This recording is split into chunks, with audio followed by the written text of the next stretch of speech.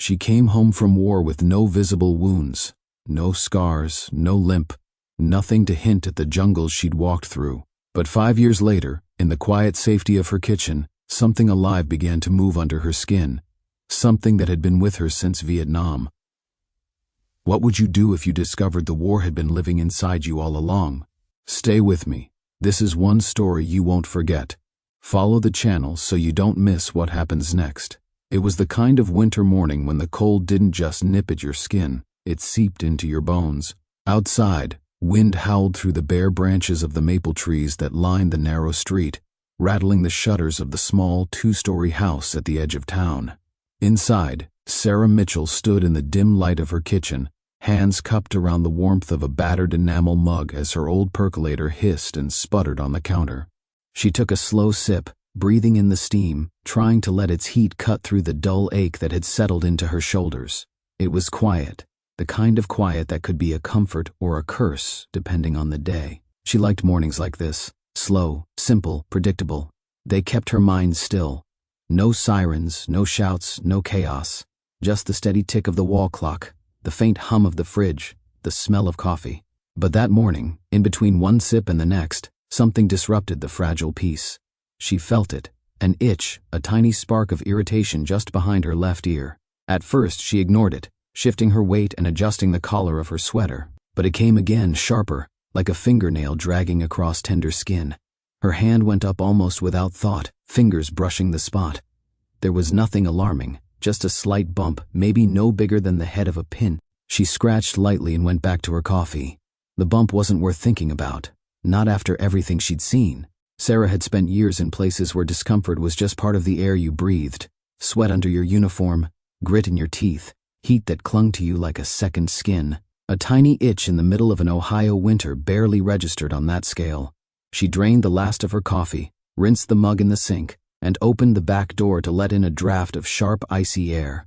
The cold cut straight to her lungs, and she stood there for a long moment, eyes closed, letting it wash over her. Still, as she moved through the rest of her morning, that itch returned, persistent in a quiet, nagging way. She pressed her palm to it, feeling for any swelling. Maybe it was just dry skin from the heat running all night. Maybe she'd scratched herself in her sleep. It didn't matter.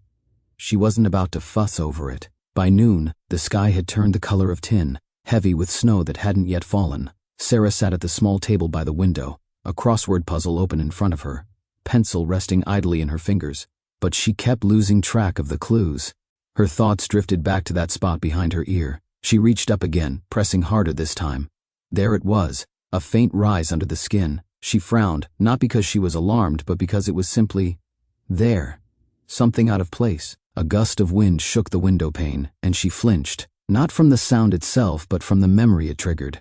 The rattle of glass had a way of sounding too much like the rattle of incoming fire, and for a moment she was far away from her kitchen, far from the frost on the glass, standing instead under a wet green canopy halfway across the world. She blinked hard, forcing herself back to the present, back to the safety of 4 solid walls. Shaking off the thought, she got up to make another pot of coffee. As she poured the grounds, her hand brushed the back of her head again. The itch had sharpened. She scratched harder until the skin felt raw. She could swear she felt something under there, something firmer than skin, smaller than a pebble but foreign, alien in its presence. She let her hair fall back into place and told herself it was nothing. Evening came early in winter. By 4:30, the light had drained from the sky, and the house had taken on that hollow, echoing quiet that always made her shoulders tense. Sarah lit a lamp and pulled the Afghan tighter around her. She didn't like the dark anymore. Too much could hide in it. She read for a while, or tried to, but found herself pausing to scratch the same spot again and again. The itch wasn't constant. It came in waves, like a tide rolling in just far enough to wet your feet before retreating. But when it came, it was impossible to ignore. Before bed, she stood in the bathroom, brushing her teeth, and tilted her head in the mirror. Her hair fell forward, shadowing the side of her face, but when she pushed it back, she thought she saw it, a faint pinkness along the skin behind her ear. She leaned closer, trying to catch the light, but it was hard to see clearly. She pressed her fingertip to the spot, wincing at a small sting. It's nothing, she told herself again. A dry patch, a bug bite. Winter skin. Tomorrow, it'll be gone. But lying in bed later, the house settling in the cold, She felt it again, that slow, deliberate itch. Her hand went up in the dark, and for a fleeting second, she could swear the skin beneath her fingertips shifted. She told herself it was her imagination, and she believed it. For now, Sarah Mitchell had been born in the spring of 1947 in a small industrial town on the southern edge of Ohio, where the river bent like a crooked arm and trains still cut through the center of the city every day. Her father worked at the steel plant until the layoffs of the early 60s, and her mother kept house, raising Sarah and her two older brothers. The brothers went off to the military before she finished high school, one to the Navy, one to the Army, and Sarah, the youngest, stayed behind, dreaming of leaving but unsure how. She was smart, steady, and good with her hands. Nursing seemed a natural fit. She went to community college, then to nursing school in Columbus, where she learned to keep a calm face over someone else's fear and to listen for what the body wasn't saying. She had been working at a small hospital for less than 2 years when the letter came from the Army Nurse Corps in 1970. It wasn't a draft notice, women weren't drafted, but it was an offer, and it promised a steady paycheck, travel, and a chance to do something that mattered. She didn't hesitate.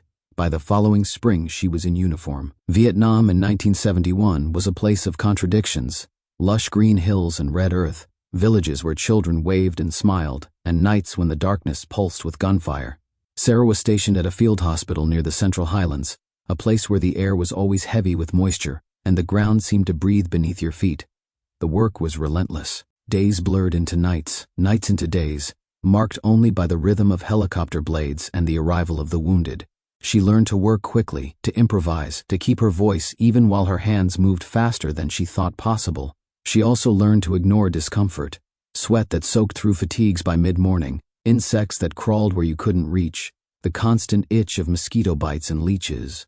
The jungle had its own way of finding you, claiming you. Once, while moving through a flooded path to reach an injured soldier, she felt the slick, cold grip of something on her ankle. By the time she looked down, 2 leeches were already feeding, their bodies swollen dark. She pried them off, tossed them into the brush, and kept moving. It was 2 years of that, 2 years of stitching wounds under dim lights, of watching young men slip away despite everything she could do, of writing letters to families she would never meet. And then, in 1973, it ended. She was 26 years old, and the war, at least her part in it, was over. Coming home was not what she had imagined. There was no parade, no warm welcome. The country was tired of the war, tired of hearing about it. She returned to Ohio quietly, to a small rental house on the outskirts of her hometown. The brothers were gone. One married in California, one working construction in Texas. Her parents had aged in ways that startled her, but even their company felt distant. She took a job as a part-time nurse at a local clinic, more out of habit than passion. She lived alone, kept to herself, and let the days pass in the steady, muted rhythm of someone who had seen too much to care for the small dramas of everyday life. The war was something she rarely spoke about. When people asked, she would say she was in the service, yes, but nothing more. Her house was simple: 2 bedrooms, one of which she used for storage, the other just big enough for her bed and a dresser. The living room held a couch, a low table, and a few framed photographs: her parents in younger years, her brothers in uniform, a black and white of herself in fatigues, smiling despite the heat and the mud. In winter, she kept the curtains drawn to hold in the warmth, and in summer she kept them drawn to keep out the glare. Neighbors knew her as polite but private. She waved when she saw them, accepted packages left at her door, but rarely invited anyone in. Her social life was a handful of visits to the grocery store each week, church on Sunday mornings, and the occasional trip into town for supplies. It wasn't loneliness exactly, more like a life carefully pruned to avoid surprises. Yet there were moments, late at night, when the quiet of the house felt heavier than it should, when she would wake from a dream of thick, wet air and the sound of rotor blades, her heart pounding, and lie in the dark, listening to the faint creaks of the old walls. She had learned to wait it out, to breathe until the images faded, but the feeling always lingered, like a shadow she could never quite shake. That winter of 1978, the one when the itch began, she had been in that house for 5 years. She knew every creak in the floorboards, every draft from the windows, every sound the furnace made before it kicked on. Her life had settled into something safe, if not exactly satisfying. She was 31 years old, and though she didn't think of herself as old, she felt older than her years. There was a certain weight in her bones, in the way she carried herself, that came from more than time alone. It came from what she had carried home with her, things you couldn't pack away in a box or bury under the snow outside. On that quiet street, in a town that had barely changed since she left it, Sarah Mitchell lived in the aftermath, surrounded by the ordinary, still hearing echoes of the extraordinary. And as that small itch behind her ear began to weave itself into her days, she didn't yet realize it would be the thread that unraveled something she thought was buried forever. It started as a nuisance, no more threatening than a bit of lint caught under her sweater collar. But by the second morning, the itch behind Sarah's left ear was there, the moment she woke, a faint, restless irritation she could neither scratch away nor forget entirely. She sat up in bed, brushed her fingers over the spot, and felt the same tiny bump she'd noticed the day before. If it had changed at all, it was only a fraction. Slightly more pronounced, like a grain of rice just under the skin. She washed her face, combed her hair, and got on with the day. Work at the clinic was uneventful. Checkups, flu shots, a sprained ankle from the icy sidewalk outside the post office. But in the middle of bandaging a patient's wrist, the itch surged, sharp enough to make her pause mid-wrap. She forced her hands steady and finished the job, pretending nothing was wrong. By the time she got home that night, the spot was tender. In the bathroom mirror, she tilted her head, trying to catch a glimpse. The angle was awkward, but she thought she saw a faint swelling, no bigger than a dime. The skin was pink, not angry red, and there was no heat radiating from it. She had treated enough infections to know what those looked like. This wasn't that, or at least it didn't seem to be. She dabbed some antiseptic cream over the area, more for her own reassurance than any real expectation of improvement. Then she forgot about it, or tried to, until she lay down to sleep. That was when the itch became impossible to ignore. It didn't just sit on the surface, it seemed to radiate from within, a pulse of irritation that tugged at her nerves. She pressed the heel of her hand against it, willing it to stop. Eventually, exhaustion won out. A week passed. The swelling grew so gradually she almost convinced herself it wasn't happening. But every so often, she'd run her fingertips along the curve of her ear and feel it. Rounder now, firmer, like a pebble lodged under her skin. There were moments when a dull ache replaced the itch, a steady, low throb that left her vaguely nauseous. The first time she noticed the smaller bumps, she was drying her hair after a shower. Her hand slipped behind her ear and found not one lump, but three, two tiny ones arranged in a loose triangle around the original. She froze, towel still draped over her shoulders, and touched each in turn. The smaller ones were softer, like early bruises, but they were there, and she couldn't explain them. That night, as the furnace hummed and clicked in the dark, she thought about calling the clinic in the morning. But what would she say? That her ear itched? That she had bumps? It sounded trivial, almost childish. Still, the thought wouldn't let her go. By morning, she had decided to make an appointment. The receptionist at the clinic was apologetic but firm. The first available slot was in 3 weeks. Winter flu season meant every physician was booked solid. Sarah wrote the date down on the back of an envelope and set it on the kitchen counter, as if having the appointment scheduled made the problem real in a way it hadn't been before. For the next several days, she tried to ignore it. She wore her hair down, partly to keep the cold off her neck, partly so no one would see her reaching up to scratch.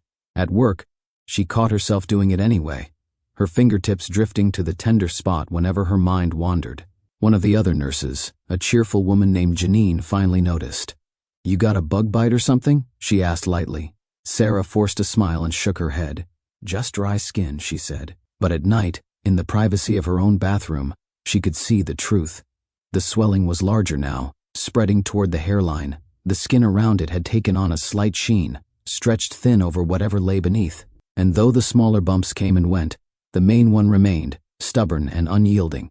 One evening, the itch gave way to something worse. She was sitting at her kitchen table, eating soup, when a sudden stabbing pain shot through the spot behind her ear. She gasped, hand flying up to cradle her head, the spoon clattering back into the bowl. The pain was brief but intense, fading into a hot, prickling sensation that lingered long after.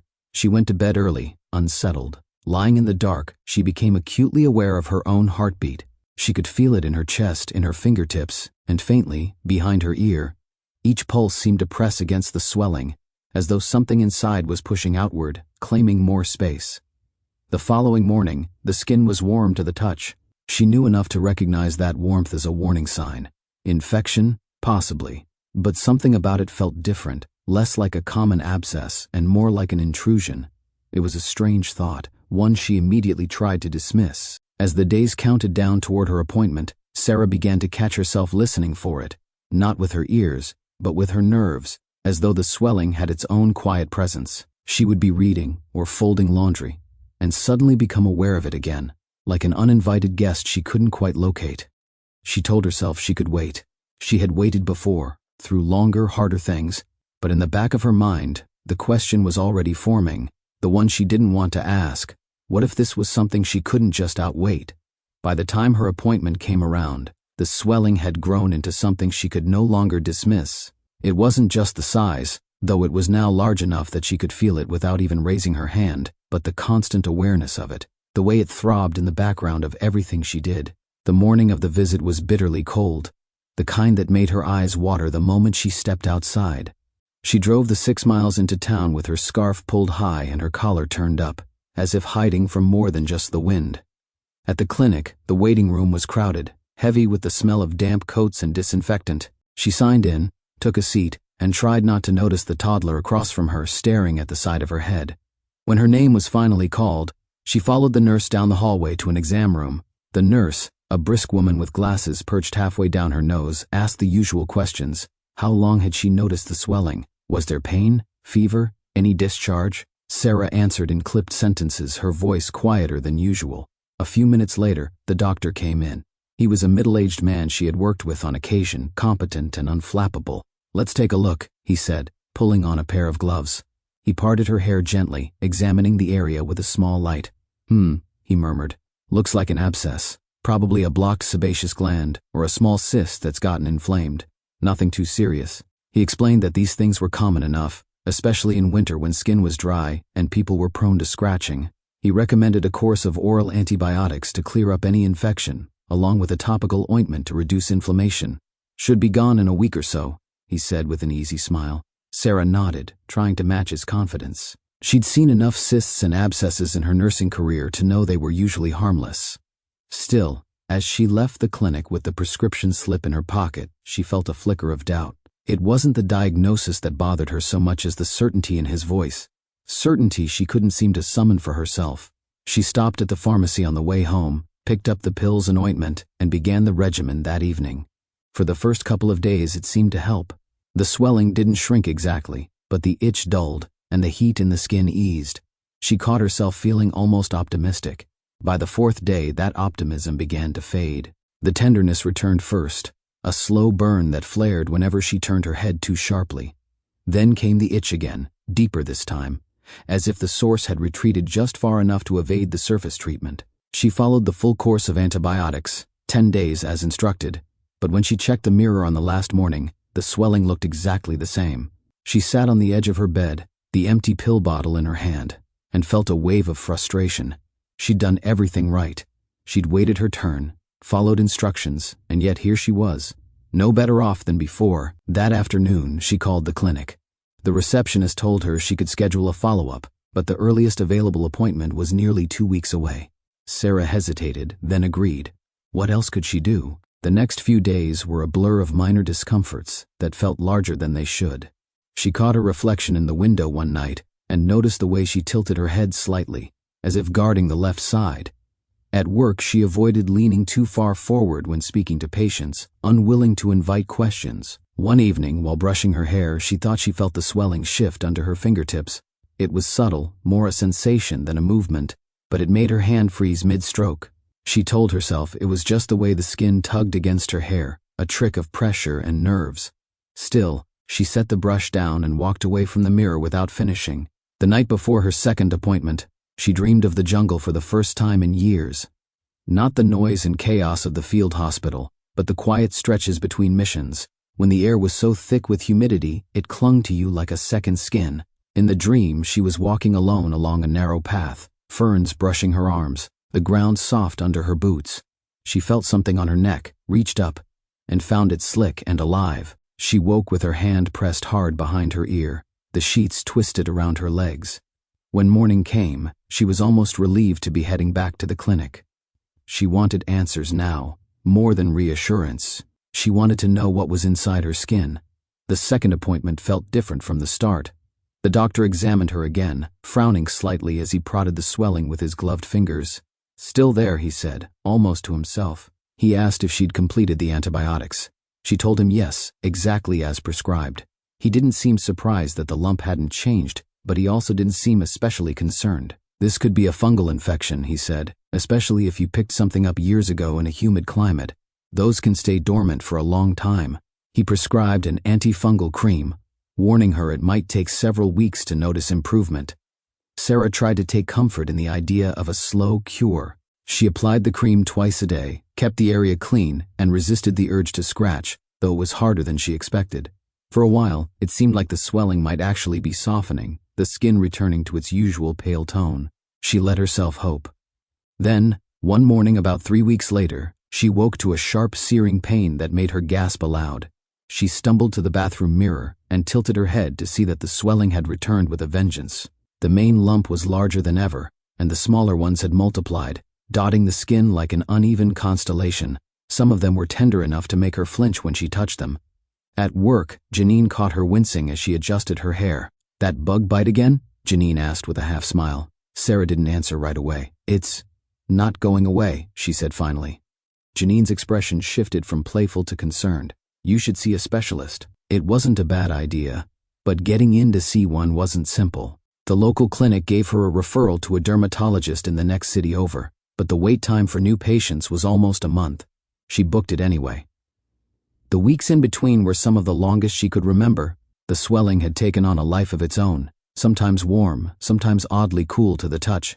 The itch was constant now, an undercurrent to everything she did. At night, she'd lie in bed listening to the furnace cycle on and off, aware of the faint pulse behind her ear, as if it were keeping its own time. When the dermatologist finally saw her, he was brisk but thorough. He examined the lumps, took notes, and ordered a biopsy on the largest one. The procedure was quick, a small incision and a sample taken for the lab. Sarah left with a bandage over the spot, and a promise of results in 10 days. Those 10 days were agony, not from pain, but from waiting. She distracted herself with chores, with long walks in the cold, with anything that kept her from sitting still too long. When the call finally came, the dermatologist's voice was calm. "The biopsy shows some inflammation, but no malignancy, nothing dangerous. It's likely a benign cyst cluster, possibly aggravated by a past infection." He recommended another round of treatment, this time a stronger antibiotic combined with an anti-inflammatory medication. Sarah agreed, because what else could she do? The first few days on the new medication seemed promising. The swelling eased slightly, and the smaller bumps flattened. But the improvement plateaued quickly, and within 2 weeks the cycle repeated. Pain, heat, and the strange crawling itch that no cream or pill could touch. One night, about a month after the biopsy, Sarah woke from a deep sleep with the sensation that something was moving beneath her skin. It was subtle, more pressure than motion, but it jolted her fully awake. She sat up in bed, heart pounding, and pressed her hand to the swelling. The skin felt tight, stretched, and for a moment she thought she felt a faint ripple under her fingers. She didn't sleep again that night. In the morning, she called the dermatologist's office, only to be told he was out for the week. They offered her an appointment with a different doctor at the hospital's infectious disease department, 3 hours away, but available in just a few days. She took it. The drive to the city was long, the highway lined with bare trees and patches of snow clinging stubbornly to the ground. She thought about how many months had passed since that first itch, how many treatments and explanations had come and gone without changing the outcome. At the hospital, the infectious disease specialist listened carefully as she recounted everything, dates, medications, even the dream she'd had of the jungle. He didn't smile or dismiss her, just nodded, and began examining the area with a practiced touch. "This doesn't behave like a typical cyst," he said finally. "It could be parasitic, though that's rare here. I'd like to run a few more tests." The word parasitic landed in her chest like a weight. She remembered the damp heat of the jungle, the leeches, the way the earth seemed to teem with unseen life. For a long moment, she couldn't speak. Finally, she nodded. The tests would take time, the doctor warned. In the meantime, he suggested a minor surgical procedure to explore the area more thoroughly. Sarah agreed, even though the thought of it made her stomach turn. She was tired of waiting, tired of living with the unknown pressing against her skin. Sarah sat in the small hotel room the hospital had arranged for her, the city lights glinting off the thin layer of ice on the street outside. Her procedure wasn't scheduled until the next morning, but she couldn't sleep. The thought of someone cutting into the side of her head was unsettling enough. What truly kept her awake was the doctor's voice when he had said the word parasitic. It pulled her backward in time with the force of a riptide.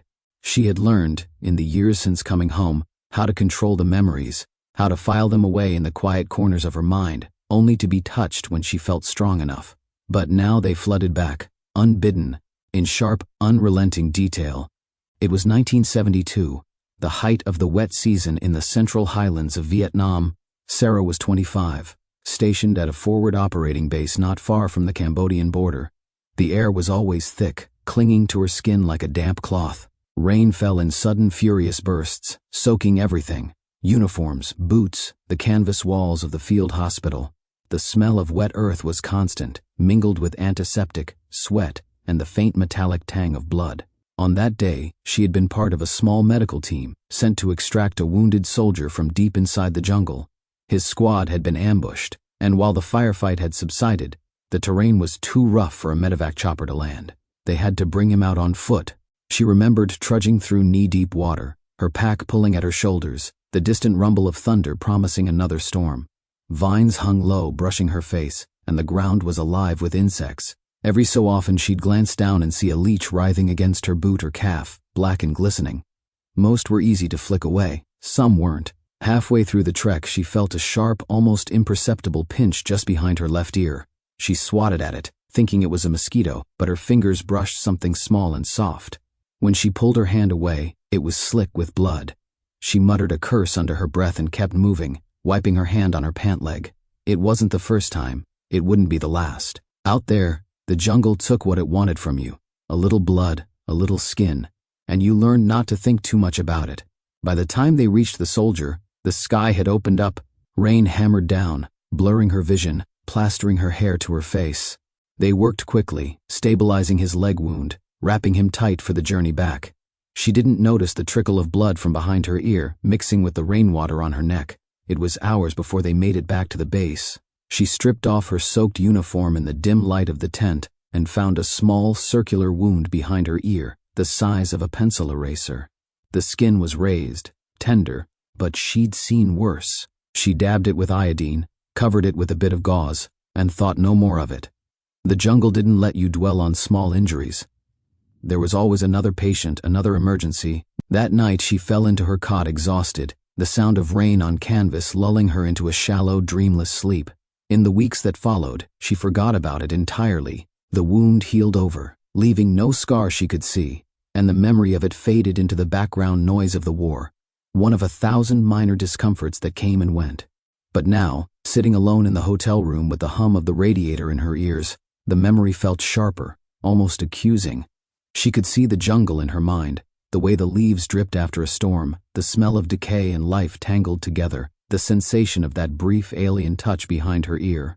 She wondered, for the first time, if she had carried something home from that day, not just the invisible weight of memory, but something living, something that had waited all these years beneath her skin. The thought unsettled her in a way she couldn't shake. She leaned back in the chair, staring at the patterned carpet, and found herself slipping deeper into the past. There had been other moments in Vietnam that haunted her, though not all were violent. She remembered the morning mists that rolled through the hills, soft and almost beautiful, hiding everything in a shroud of pale gray. She remembered the way the cicadas screamed in the heat of midday, their chorus so loud it felt like a pressure in her skull. And she remembered the moments of stillness between medevac calls, when she would sit outside the tent with a tin cup of bitter coffee, letting her mind drift. But more often, the memories came with a taste of fear. The sound of incoming artillery, the sight of a stretcher coming in too late, the smell of gunpowder and burned fabric. She had learned to push those away, to close the door on them. Tonight, though, the door was wide open. She could almost hear the slap of her boots in the flooded path, feel the weight of her pack, smell the rain mixing with the coppery scent of blood. She could hear herself breathing hard, her pulse quick and steady, and underneath it all, the faint, almost imperceptible sensation of something foreign against her skin. She stood suddenly, crossing to the small bathroom. In the mirror, the swelling behind her ear was plainly visible now, a pale mound under the skin, surrounded by faint discoloration. She touched it gently, wincing at the tenderness. The skin felt warm, stretched tight, and for the briefest moment, so brief she almost doubted it, She thought she felt the slightest movement beneath her fingertip, like the slow curl of something shifting in the dark. She pulled her hand away, heart racing. Maybe it was her imagination, stoked by memory and fatigue.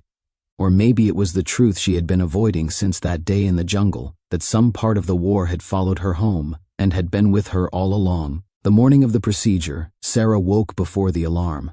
The room was still dark, the faint glow of the street lamp outside cutting thin lines of light across the ceiling.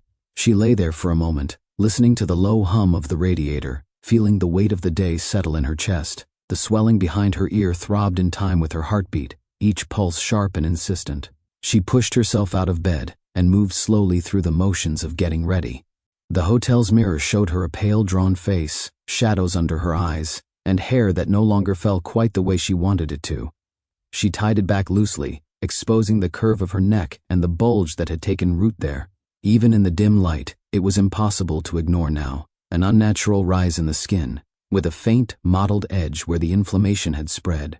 At the hospital, the halls smelled faintly of antiseptic and something metallic. A nurse greeted her, took her blood pressure, and led her to a small pre-op room. "We'll get you settled here," the nurse said, her tone calm and practiced. Sarah nodded, trying not to fidget. She'd been on the other side of this process countless times, helping patients prepare for minor procedures. She'd offered the same steady reassurances this nurse was giving her now, but it felt different being the one on the table. The thin paper gown rustled as she shifted, her hands resting loosely in her lap. The doctor arrived, an older man with kind eyes and a voice that carried quiet authority. He explained the plan: a local anesthetic to numb the area, a small incision to explore the swelling, and removal of any abnormal tissue. "If we find something unexpected," he said, "we'll take care of it right then." She signed the consent form without hesitation. Waiting had been worse than anything she could imagine happening in the operating room. They wheeled her into a small surgical suite, the overhead lights glaring down in a way that made her squint. The cold metal of the table seeped through the thin padding as she lay on her side, head turned to expose the left side of her neck. The nurse swabbed the skin behind her ear with a cool antiseptic, the sharp scent of alcohol filling her nose. The injection of the anesthetic was quick but stung more than she expected. Within minutes, the area felt heavy, distant. She heard the quiet clink of instruments being arranged, the murmur of the doctor's voice to his assistant. "All right, Sarah," he said. "You'll feel some pressure, but no pain." She nodded, her breath catching slightly as she felt the first tug. There was a strange detachment to it, knowing something was happening but feeling it only as a dull sensation, like someone pressing firmly on a bruise. The doctor worked in silence for a few moments, and then his tone changed. He murmured, low enough that it might not have been meant for her ears. She felt a shift in the pressure, a slight pulling sensation that made her scalp tighten. "Can you pass me the small forceps?" he asked the nurse. Sarah swallowed, her mouth dry. The sounds were too familiar, the soft metallic click of instruments, the rustle of gauze. She wanted to ask what he saw, but something in his voice kept her quiet. There was a moment of stillness, and then he spoke again, calm, but more deliberate now. "We've got something here." She felt the pressure change again, a careful, steady pull, followed by the faintest, almost imperceptible sensation of something giving way. The doctor's voice was quiet, almost reverent. "There it is." The nurse let out a small, involuntary sound, a quick intake of breath. Sarah wanted to turn to see, but the doctor was already moving to set something down on the metal tray beside him. She caught a glimpse in the reflection of a stainless steel cabinet, something pale, elongated, coiled slightly as it rested against a square of gauze. Her stomach lurched. "What is it?" she asked, her voice thin. The doctor hesitated, then said, "It's some kind of larval parasite. We'll have to run tests to identify it, but it's alive, alive." The word echoed in her head, hollow and strange. She felt a coldness wash over her that had nothing to do with the room's temperature. They cleaned the wound, applied a dressing, and gave her a list of instructions for care. The doctor's voice was gentle but steady as he explained that the specimen would be sent to the lab immediately. "It's rare to see something like this here," he said. "Given your history in Southeast Asia, it's possible you picked this up there, and it's remained dormant until now." She nodded, though she wasn't sure she fully heard him. The world felt muffled, distant, as though she were moving underwater. She remembered walking through the jungle, the wet slap of leaves against her face, the leech behind her ear that day. She had thought nothing of it then. Back in the recovery room, she sat propped up in bed, sipping water. The nurse checked her vitals and smiled reassuringly, but Sarah barely noticed. She kept seeing that pale coil on the gauze, the way it had curled in on itself as if resentful at being disturbed. By the time they discharged her, the sky outside had turned a dull, heavy gray. She stepped out into the cold, drawing her coat tighter around her. The city noises, traffic, voices, the distant wail of a siren, seemed sharper now, each sound carrying an edge. She walked slowly back to the hotel, her head feeling strangely light, the bandage warm against her skin. Somewhere inside her, beneath the shock, a thought was forming. Quiet, but insistent, whatever had been living in her, was gone now. But the knowledge that it had been there at all would never leave. The call came the next afternoon, while Sarah was sitting in the hotel room with a cup of tea cooling in her hands. She had been staring out at the icy street, watching the wind scatter bits of trash against the curb. When the phone rang, the voice on the other end was the infectious disease specialist. "We have the preliminary results," he said. "Would you be able to come in this afternoon? I'd prefer to discuss this in person." Her stomach tightened. "Doctors didn't ask you to come in for good news." She put on her coat, pulled her scarf high against the wind, and walked the 6 blocks to the hospital, each step heavy with dread. In his office, the doctor gestured for her to sit. There was a folder on his desk, open to a sheet of lab results, and next to it, a small clear specimen jar. Inside, suspended in clear liquid, was the thing they had removed from her. The pale, segmented body curled in a loose spiral, the fine thread-like structures at one end still faintly visible. "It's a type of botfly larva," he began, his voice clinical but not unkind. "Dermatobia hominis, rare in the United States, but endemic to certain parts of Central and South America, and occasionally found in Southeast Asia. Given your service history, it's possible you encountered the species or a close relative during your deployment." Sarah stared at the jar. Even motionless, it seemed alive, as if some residual energy still clung to it. She could almost imagine it unfurling inside the liquid, pressing its body against the glass. The doctor went on. "The larva likely entered your skin through a small wound, perhaps that leech bite you mentioned, or another insect. In most cases, these develop quickly and are removed within weeks or months, but under certain conditions, they can remain dormant, even for years. We believe this one was in your tissue for a very long time before becoming active again." She felt her breath catch. "How long?" He hesitated. "It's hard to say exactly, but given the state of the specimen and your medical history, it could be 5 years, possibly longer." Her mind reeled. 5 years. She thought of the quiet winters in Ohio, the long walks to the grocery store, the evenings spent reading by the lamp, all with this thing inside her, growing, feeding, waiting. "We removed it completely," the doctor assured her. "There's no sign of secondary infection, and your wound should heal well, but we'll schedule follow-up visits to monitor the area, and I recommend a full blood panel to rule out any other latent parasites." Sarah nodded mechanically, though her gaze stayed fixed on the jar. The larva's segmented body glistened under the fluorescent light, its presence both repulsive and hypnotic. She felt a strange mix of disgust, relief, and something harder to name, an unease that went deeper than the skin. The doctor closed the folder and offered her a printout of the lab report. She took it, folding the paper without looking at it, and stood. He wished her well, said he would see her in 2 weeks, and she left the office with the jar's image burned into her mind. Outside, the wind had picked up, carrying a fine spray of snow that stung her cheeks. She walked without thinking, her boots crunching on the salted sidewalk. Every few steps, she reached up to touch the bandage, as if to reassure herself that the swelling was truly gone. But in its place was a new sensation, not physical, but psychological. The idea that something foreign had been living in her all this time was harder to shake than she'd expected. It wasn't just the invasion of her body, it was the quiet persistence of it, the way it had waited, unnoticed for years. That night she couldn't bring herself to turn off the bedside lamp. She lay awake, the shadows in the corners of the room shifting in her peripheral vision. Each creak of the old building made her flinch. She thought of the jungle again, the heavy air, the wet leaves brushing her skin, the unseen things that moved just out of sight. Sleep came in fits, broken by vivid dreams. In one, she was back on that flooded path, rain pouring down, the sound of her own breath loud in her ears. She felt the pinch behind her ear, reached up, and found her fingers sinking into soft, writhing flesh. She woke with a gasp, hand pressed to the bandage, heart pounding so hard she could hear it.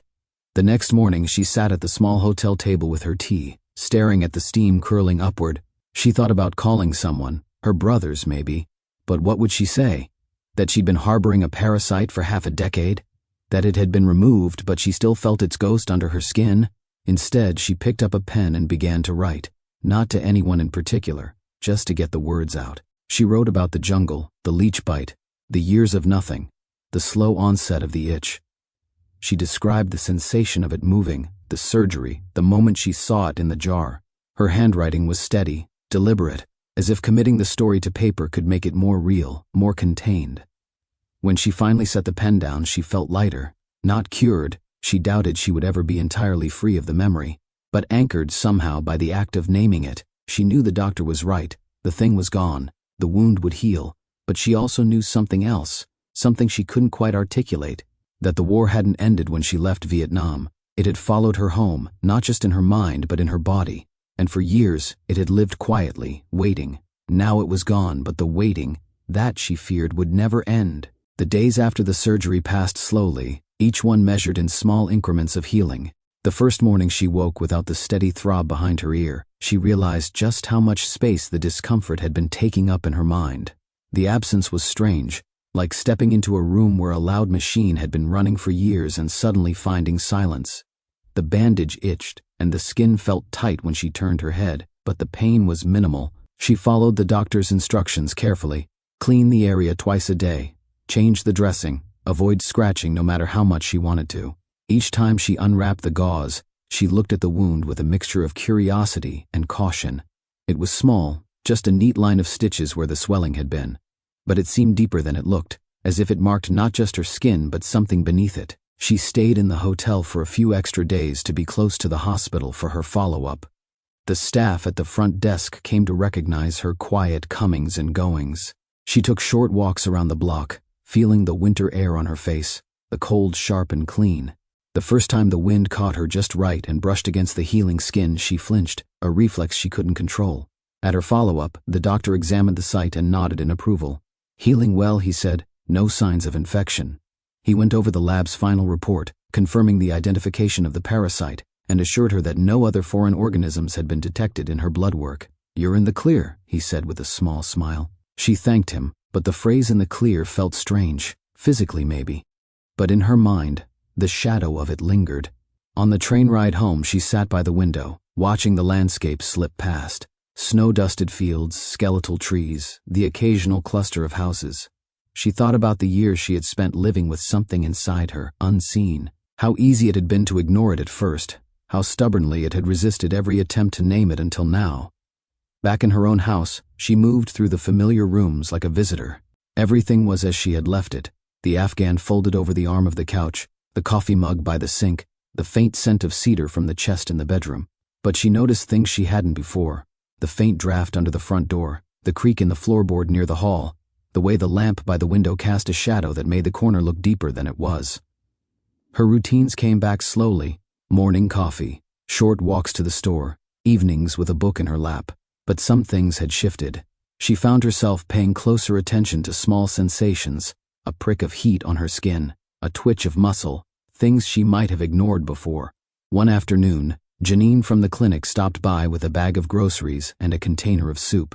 You've been through quite a thing, she said, settling into the kitchen chair. Sarah smiled, a little awkwardly, but it felt good to have company. They talked about work, the cold weather, the upcoming flu season. When Janine asked how she was feeling, Sarah paused, then said, better, different, but better. She didn't tell Janine everything, about the dreams or the way she sometimes woke in the night with her hand pressed to her ear, but she could tell that Janine understood more than she let on. In the weeks that followed, Sarah began writing more. At first it was just notes, dates, sensations, pieces of memory. Then it became something longer, a story she wasn't sure she'd ever share, but which felt important to set down. She wrote about the jungle in detail she hadn't touched in years. The smell of wet canvas, the rattle of ammunition in a pack, the hum of insects in the heat. She wrote about the leech bite, about the years of silence in her body, and about the moment the doctor held up the pale coil on gauze. Some days the writing was easy, other days it was like forcing words through a narrow opening, but she kept at it. because each sentence seemed to draw a little more of the weight out of her. By early spring, the wound had faded to a thin, pale scar. Her hair covered it easily, but she sometimes brushed it back to look, as if to remind herself it was real, and that it was over. One Saturday, she drove to the nearby town, where a group of veterans met once a month at the community center. She had never gone before, though she'd known about it for years. That day, she sat in a folding chair among a dozen others, listening as people spoke about their service, their lives afterward, the ways they'd learned to carry what they couldn't put down. When it was her turn, she hesitated, then told them about the parasite, not every detail, but enough. She saw heads nodding, eyes meeting hers with a kind of recognition. They understood, even if their own stories were different. Driving home, she felt something she hadn't in a long time, a sense of connection, however fragile. She still woke some nights with a sensation of pressure behind her ear, a ghost of the thing that had been there. But now, when she pressed her fingers to the scar, she didn't feel fear. She felt the simple fact of her own survival. By late spring, the air had shifted, carrying the scent of thawed earth and new grass. Sarah found herself leaving the windows open during the day, letting the sounds of the neighborhood filter in. The distant bark of a dog, the low hum of a lawnmower, the voices of children riding their bikes down the street. Life was returning to the town after the long, frozen months, and in a way, it was returning to her too. She no longer avoided mirrors. Each morning, she brushed her hair with slow, deliberate strokes, tucking it behind her ear long enough to see the faint, pale line that had replaced the swelling. It wasn't a mark she wanted to hide anymore. It was proof of endurance, of patience, of the body's ability to evict what didn't belong. Her writing continued, spilling into notebooks she stacked neatly on the kitchen table. Some days she wrote about the war, other days about the small life she'd built since coming home. More and more, the parasite became less the center of the story, and more a symbol, a thread weaving through larger themes, about what we carry, and what we can let go. She began sharing pieces of her story with the veterans group, reading aloud in her steady, low voice. People listened intently, some nodding, some looking away with the kind of quiet that meant they understood. Afterward, they would share their own stories, about shrapnel that had worked its way out years later, about scars that hurt when the weather changed, about nightmares that came without warning. The connections she was making weren't dramatic, but they were real. She started staying after meetings, lingering in the parking lot with others, swapping phone numbers, making tentative plans for coffee. It felt like a small step towards something she hadn't realized she'd been missing. One rainy evening, she sat by the window with a mug of tea, watching drops race each other down the glass. The sound of rain had once been enough to send her mind hurtling back to the jungle, to the weight of wet gear and the slap of water against her boots. Tonight, it was just rain. She listened without tension, letting it fill the quiet house. Still, there were moments when the past reached for her. Sometimes, lying in bed, she would feel an echo of pressure behind her ear, a phantom sensation with no source. She would reach up, fingers tracing the scar, and take a slow breath. It didn't frighten her anymore. It reminded her of what she had survived. One Saturday morning, she found herself standing in front of the community center bulletin board, reading a flyer about a local school's history program. They were looking for veterans willing to speak to students about their experiences. For a long moment, she stared at the paper, weighing the idea. It wasn't something she would have considered before, opening herself up to questions, to the possibility of being misunderstood. But now, she thought, maybe it was worth it. She took down the number, folded it into her pocket, and walked outside into the sunlight. That night, before bed, she opened the small cedar chest at the foot of her bed and took out the black and white photo of herself in uniform, taken in Vietnam. She studied her own face, the determined set of her jaw, the hint of a smile that didn't quite reach her eyes. She placed the photo on her nightstand, not as a reminder of what she'd lost, but of what she'd carried through. Outside, a light rain began to fall, tapping against the window. She lay back, listening.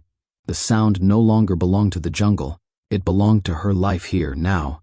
And though she knew the past would always be part of her, etched in her mind, stitched into her skin, she also knew that it no longer owned her. The war, the years of silence, the hidden thing under her skin, they were all chapters. The story was still being written. If there was one thing Sarah had learned from the past months, it was that not all wounds announce themselves when they arrive. Some creep in quietly, settle deep, and wait. They can hide for years, silent, persistent, until one day they make themselves known, and by then, they've already changed you.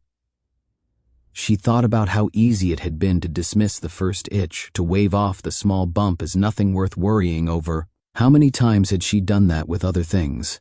Memories, fears, moments from the war that pressed at the edges of her mind.